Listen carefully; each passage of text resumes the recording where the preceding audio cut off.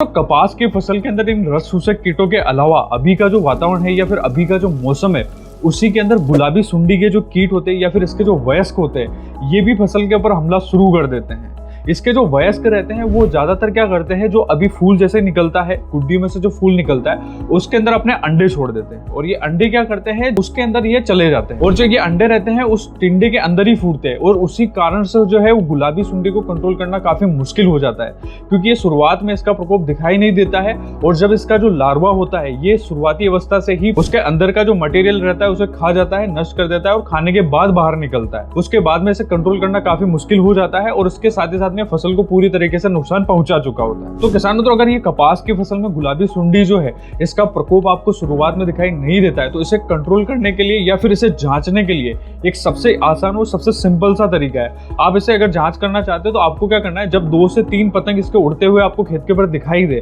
तभी आपको जो है वो ट्रैप जो है उसके अंदर इंस्टॉल कर लेना है। लगभग 7 से 8 ट्रैप जो आते हैं गुलाबी सुंडी के जो ट्रैप आते हैं स्पेशल वही लेना है आपको और खेत के ऊपर आपको 7 से 8 ट्रैप 1 एकड़ के हिसाब से इंस्टॉल कर देना है। और जब इस ट्रैप के अंदर आपको 2 से 3 कीट दिखाई दे तभी आपको जो है इसके रोकथाम के लिए जो है दवाई कीटनाशक का छिड़काव कर देना है। जो गुलाबी सुंडी है इसके रोकथाम के लिए क्या करना है, आपको प्री फ्लावरिंग स्टेज है या फिर फ्लावरिंग पे जब पौधा आ जाता है तब आपको थाइमेथोक्साम और लेमड़ा साइलोथ्रिन जो आता है इस वाले टेक्निकल को इस्तेमाल में लेना है। इसके अंदर लेमड़ा होता है तो लेमड़ा क्या करेगा कि जो इंसेक्ट के जो अंडे होते हैं यानी गुलाबी सुंडी के जो अंडे रहेंगे ये उन्हें भी नष्ट कर देगा और साथ ही साथ में हल्के फुल्के रस चूसक कीटों की समस्या है तो उनके ऊपर भी ये काफी अच्छा रिजल्ट दिखाएगा। तो स्पेशली गुलाबी सुंडी का प्रकोप आपको दिखाई ज्यादा दे रहा है तो इस केस में आप थाइमेथोक्साम और लेमड़ा साइलोथ्रिन का स्प्रे कर सकते हो। और डोज की मात्रा की अगर मैं बात करूं तो कपास पर आपको इसकी 80 से लेके 100 ml की मात्रा 1 एकड़ के हिसाब से प्रयोग में लेना है।